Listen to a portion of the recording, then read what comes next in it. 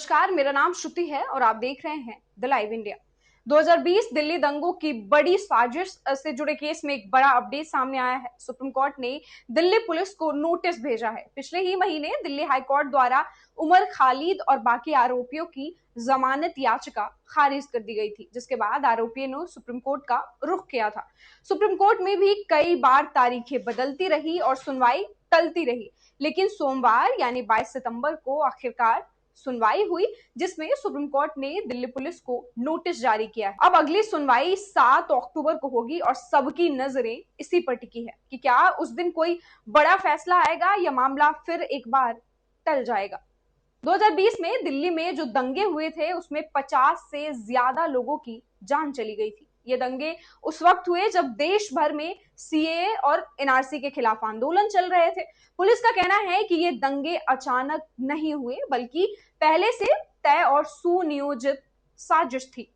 इसी मामले में कई एक्टिविस्ट और छात्र छात्राएं पिछले 5 साल से ज्यादा वक्त से जेल में बंद हैं। उसमें उमर खालिद, शर्जिल इमाम, गुलफिशा फातिमा, मिरान हैदर, शिफा उर रहमान जैसे नाम शामिल हैं। ये सभी जमानत चाहते हैं और यही मामला अब सुप्रीम कोर्ट में है। 22 सितंबर को सुप्रीम कोर्ट की बेंच जस्टिस अरविंद कुमार और जस्टिस एनवी अंजारिया ने दिल्ली पुलिस को नोटिस जारी किया और कहा कि इस पर अगली सुनवाई 7 अक्टूबर को होगी। सुनवाई के दौरान आरोपियों के वकीलों ने कहा कि 5 साल से ज्यादा वक्त हो गया है और अभी तक ट्रायल शुरू भी नहीं हुआ है, इसीलिए कोर्ट को इस मामले को जल्द देखना चाहिए।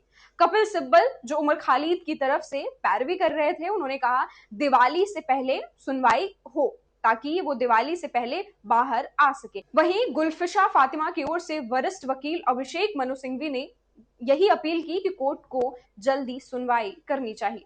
अब बात करते हैं दिल्ली हाईकोर्ट के फैसले की। 2 सितंबर को हाईकोर्ट ने कुल 9 आरोपियों की जमानत खारिज कर दी थी। जस्टिस नवीन चावला और जस्टिस शालिंदर कौर, जो अब रिटायर हो चुके हैं, उनकी बेंच ने कहा था कि इनकी भूमिका गंभीर है। हाईकोर्ट का कहना था कि ये सिर्फ एक विरोध प्रदर्शन नहीं था, बल्कि एक प्री प्लान्ड साजिश थी। इन 5 के अलावा खालिद सैफी, अतर खान, मोहम्मद सलीम खान और शादाब अहमद की जमानत भी खारिज हुई थी।